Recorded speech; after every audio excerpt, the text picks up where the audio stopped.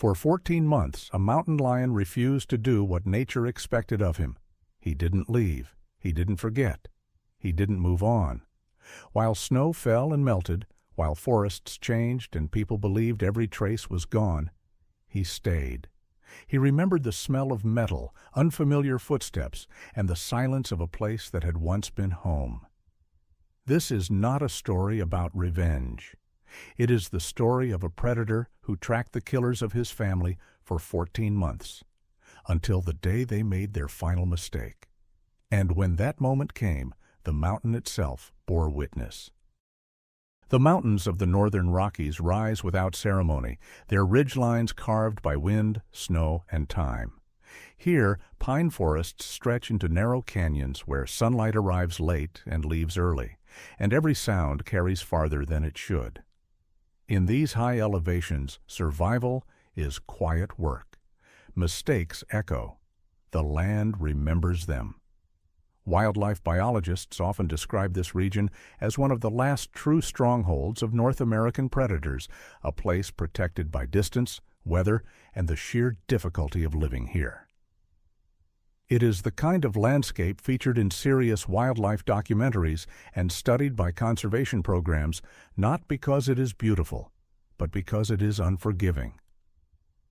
Within this terrain lived a fully grown mountain lion, a mature male whose territory followed the folds of the mountain like a second skin. He moved mostly at night, padding across granite shelves and game trails with the effortless control of an apex predator evolved for solitude. Unlike pack hunters, he relied on silence and precision, choosing his moments carefully. His presence was known not through sound, but through absence. Prey that vanished, paths that emptied, and a balance that somehow held. He was not alone. Along the eastern slope, tucked beneath a broken rock outcrop shielded from prevailing winds, his mate raised their young. The den sat high enough to avoid flooding during spring melt, yet hidden from open sight, a location shaped by generations of instinct. The cubs were still small, their movements clumsy, their lives defined by warmth, milk, and the steady reassurance of a mother who rarely slept deeply.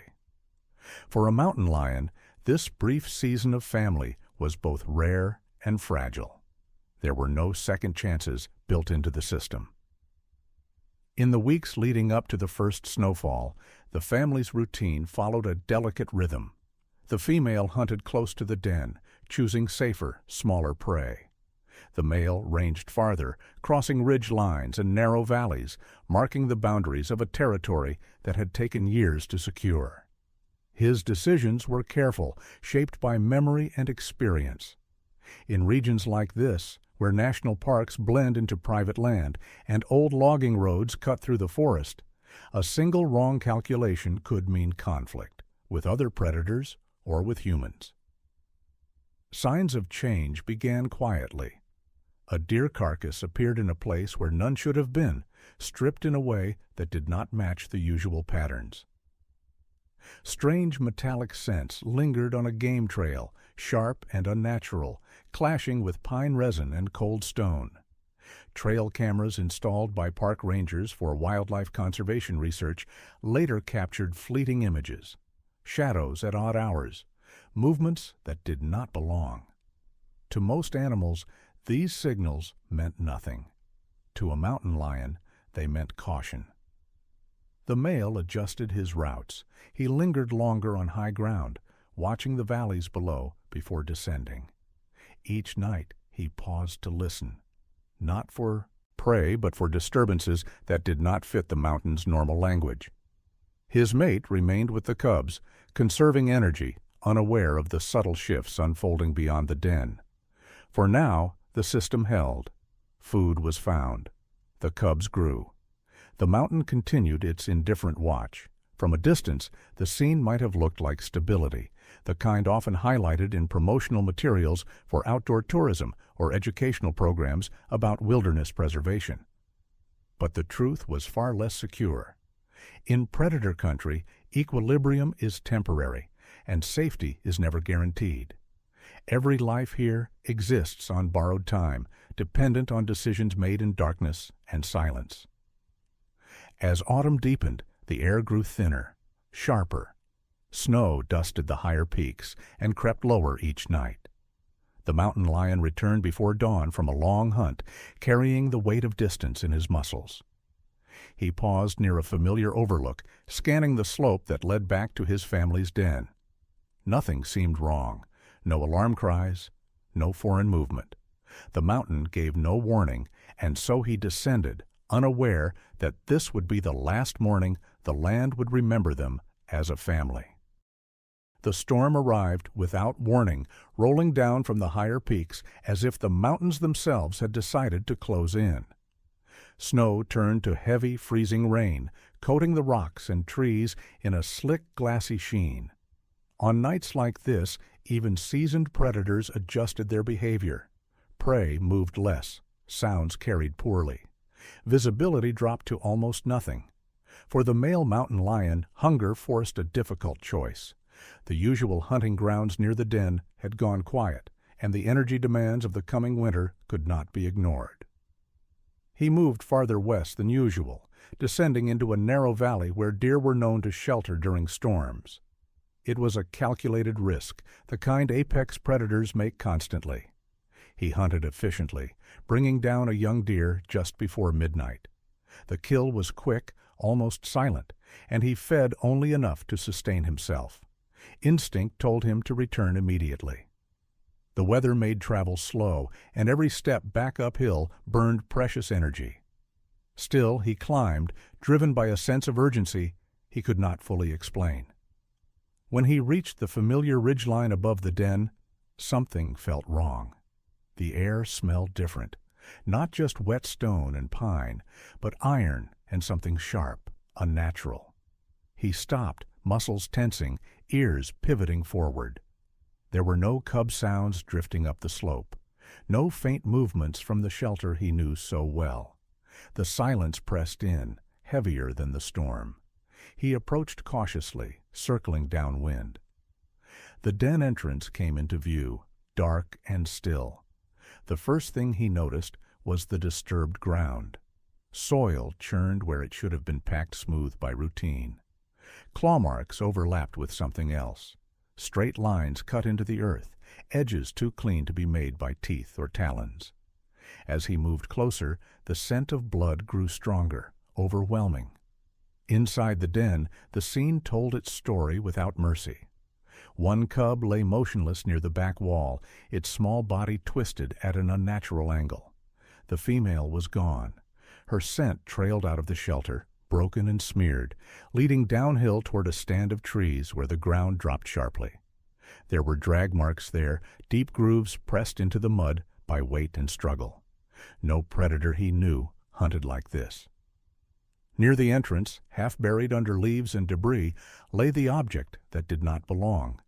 A steel trap, rusted but still functional, its jaws sprung and stained dark. Strands of tawny fur clung to the metal. These devices were illegal in this protected area, remnants of poaching practices that wildlife management agencies had been trying to eliminate for decades. Yet here it was, placed deliberately along a game trail that led too close to the den. The mountain lion did not roar. He did not call out. He moved through the wreckage slowly, touching each place where his family's presence still lingered. He pressed his nose against the lifeless cub, breathing in the fading scent, committing it to memory. The den, once a refuge, now felt hollow, stripped of purpose. Outside, the storm intensified.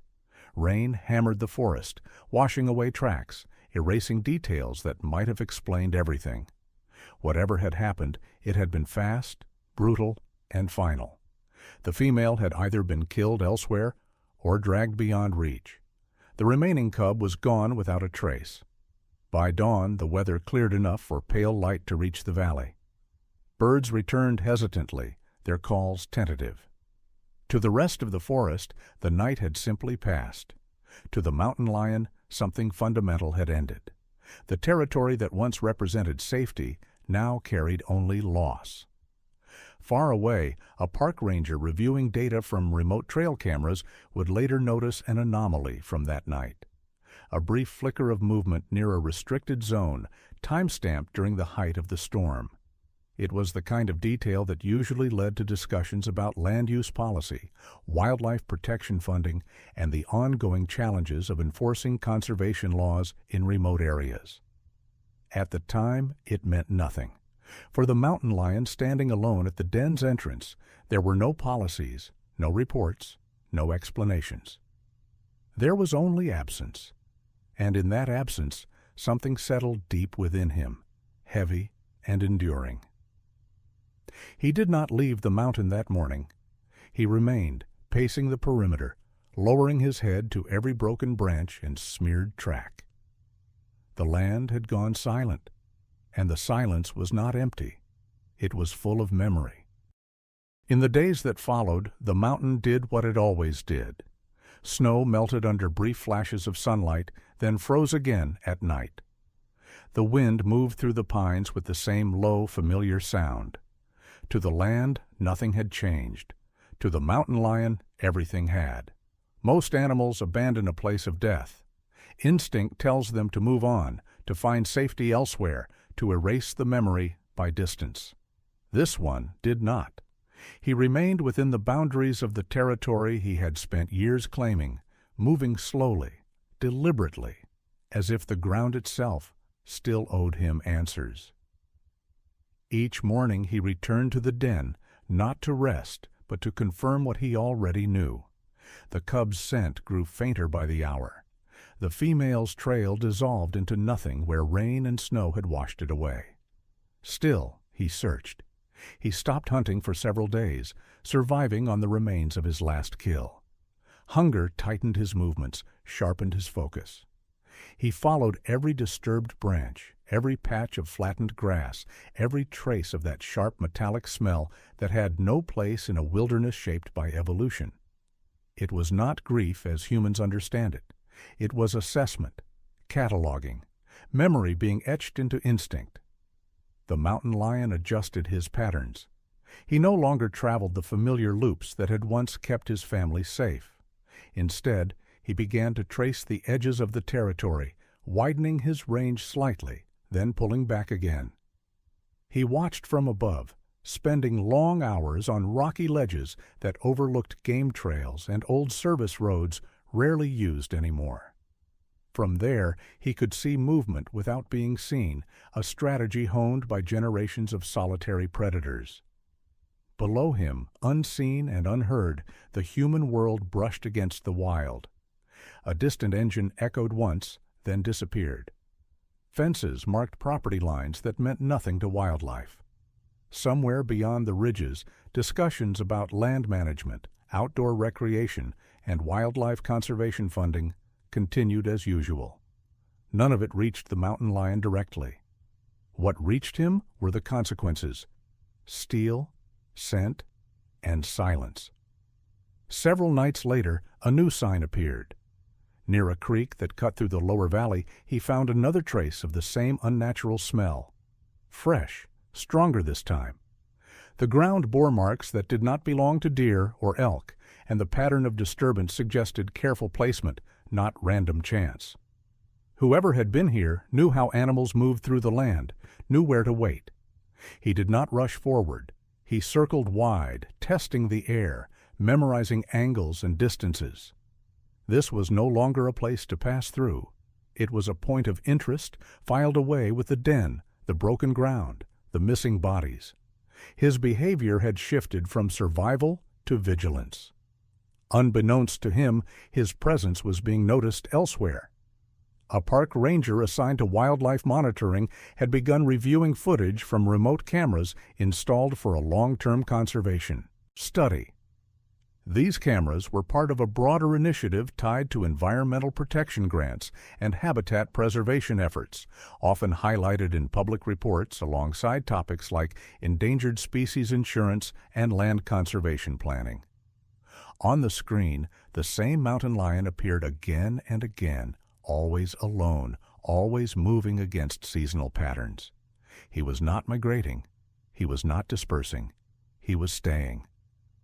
The ranger marked the sightings, but found no immediate explanation.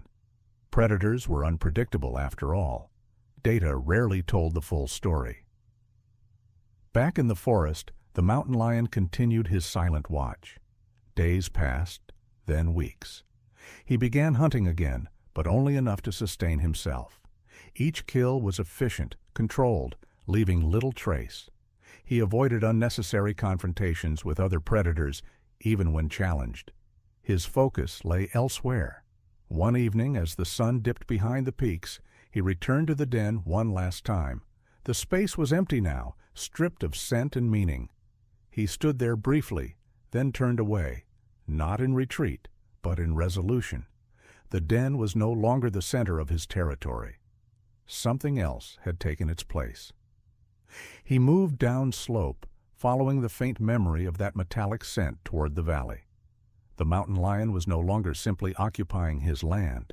He was mapping it differently, layering past and present into a new internal landscape shaped by loss. What remained of his family lived now only in memory, but the cause of their absence had not vanished. As night settled in, he paused on a ridge overlooking the darkened forest, eyes fixed on the paths below. This was not the behavior of an animal driven by confusion. It was the stillness of a predator who had chosen to remain when leaving would have been easier. The mountain had watched his family live. Now it would watch him remember him. Winter came down hard that year, the kind of winter that seals the high country in silence and forces every living thing to make choices it will regret or survive. The creeks narrowed under ice, the deer pushed lower. Even the wind seemed sharper, as if it were scraping the mountains clean. In that season, most mountain lions drift with their prey, following the predictable migration routes that have shaped predator behavior for thousands of years. This one did not. He remained close enough to the old den to keep it within reach, yet far enough away that the place no longer held him in the same way. He treated the ridges and valleys like pages in a book he could not stop reading. Each day brought fewer physical clues and more questions. Snow erased tracks. Meltwater carried scent downhill and scattered it. The land, indifferent as ever, tried to wash the story away. The mountain lion refused to let it disappear. His movements changed in ways that were subtle to the casual observer, but obvious to anyone who had spent a lifetime studying wildlife behavior. He traveled in straight, purposeful lines instead of wide hunting arcs. He lingered near junctions, where game trails met old service roads, where creek beds narrowed into choke points, where an animal could be forced to pass within a few feet of danger. He began to check those spots repeatedly, not because food was there, but because something else had been there. On a bitter night in January, he found another trap, not sprung, not abandoned. Set carefully beneath dead leaves, its metal teeth waiting. The smell of it punched through the cold air, sharp and wrong. He did not step on it. He walked around it, circled it, and left.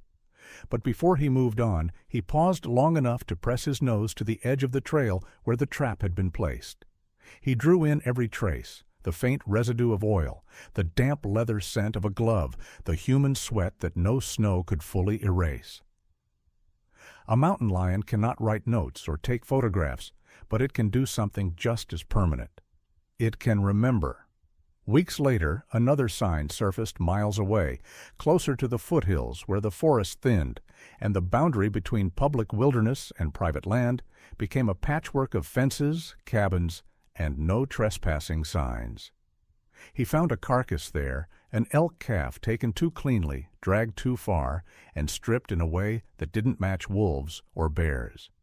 Around it, the ground showed marks that were not paw prints, straight edges, boot-like impressions softened by thaw, then sharpened again by freeze. By spring, he had expanded his range. The trail he followed was not a straight line across a map. It was a spiral, a tightening circle that touched places he never used before, ravines where coyotes lived, high ledges favored by bighorn sheep, the quiet lanes where deer crossed at dusk. He was learning something about the mountain he had not needed to know when his family was alive. He was learning where humans moved when they believed no one was watching. During that same spring, the park ranger who monitored the trail cameras, an older man named Calvin Reddick, noticed the pattern hardening into something he could not ignore. Calvin had spent 25 years in these mountains.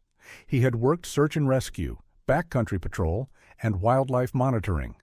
He had seen injured hikers, lost hunters, and animals starving when the snow ran too long. He was not easily shaken. But the footage unsettled him. The male mountain lion appeared on multiple cameras weeks apart, sometimes 15 miles from the last sighting, sometimes back near the original territory, as if pulled by a string only he could feel. The timestamps didn't match normal travel behavior.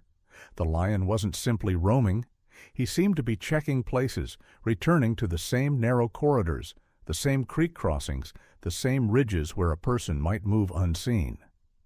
Calvin flagged the sightings and filed them under the broader Wildlife Conservation Report, the kind of documentation that ended up summarized in budgets and grant applications.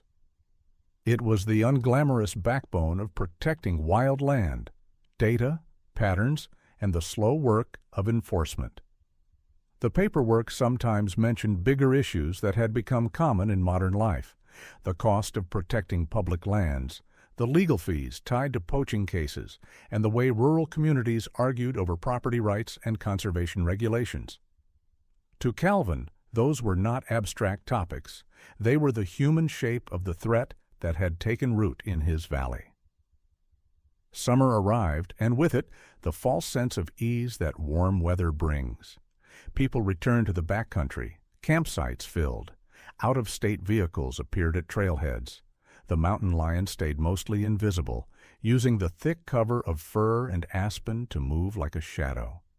But he watched. He watched from above a dirt road where a truck stopped briefly at dusk. He watched from the tree line when two figures walked into the forest and returned hours later without speaking. He watched a man kneel near a game trail, hands working quickly in the brush, then stand and leave.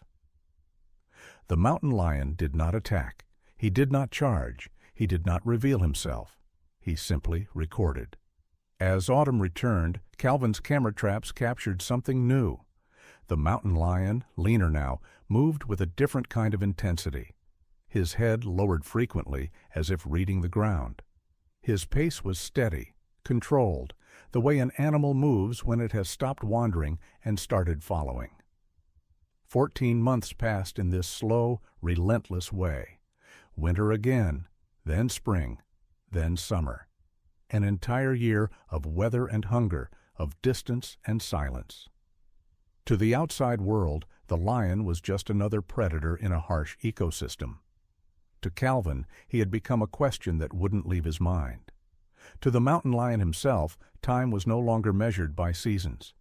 It was measured by the strength of a scent that refused to fade. And then, late one evening at the edge of the first snowfall, the mountain lion found what he had been waiting for. Not a trap, not a carcass, not a trace. A fresh trail, the same metallic bite in the air, the same human oil and leather.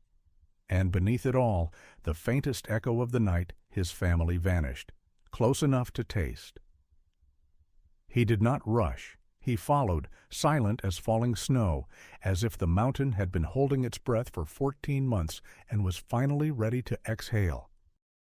The trail was fresh enough that it cut through the first skin of snow like a scar. The mountain lion lowered his head and followed, not quickly, not carelessly, but with the measured patience that had defined his life for more than a year. This scent was different from the fragments he had gathered before. It was stronger, heavier, layered with the familiar traces of oil, metal, and human skin. It did not wander. It moved with purpose, descending toward the lower timber where the mountains began to open and mistakes were more easily made.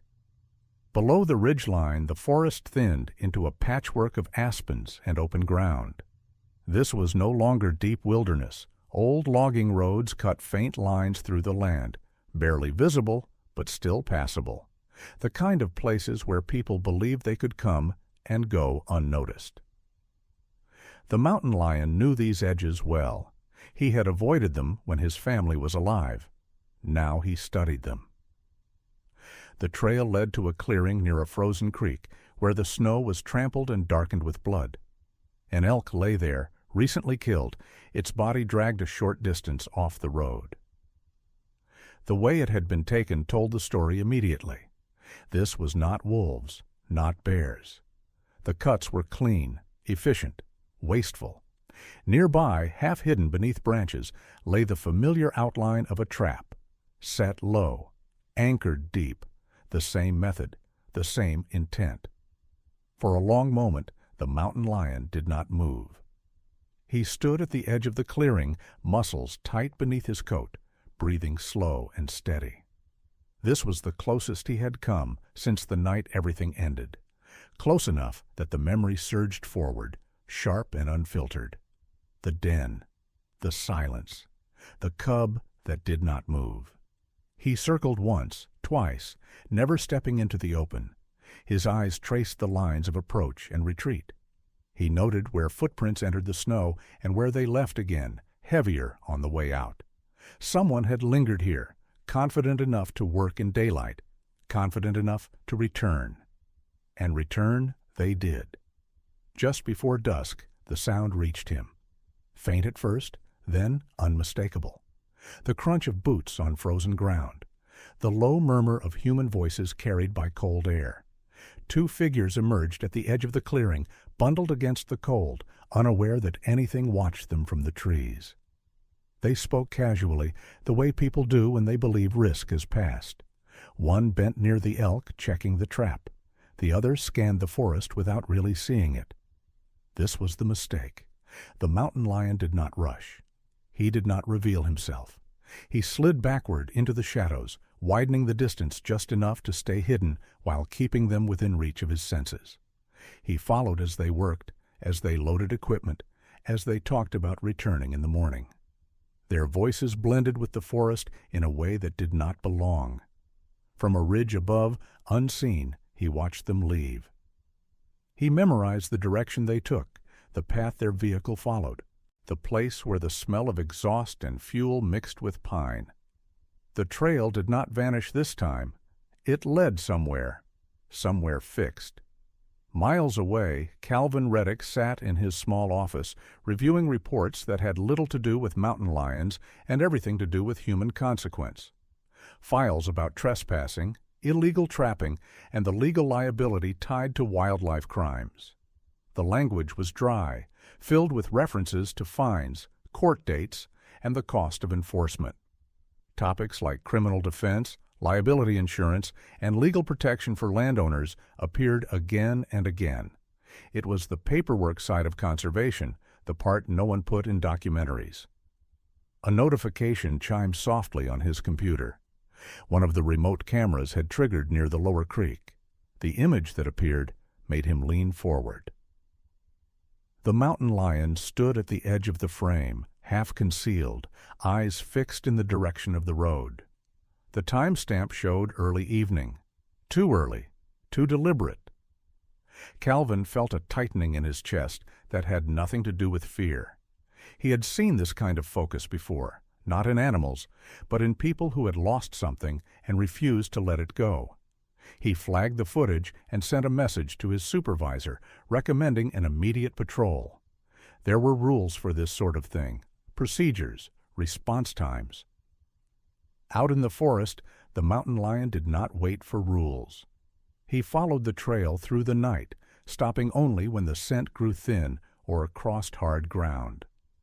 By morning, he reached the outskirts of a remote property where the forest gave way to open land and structures half swallowed by snow.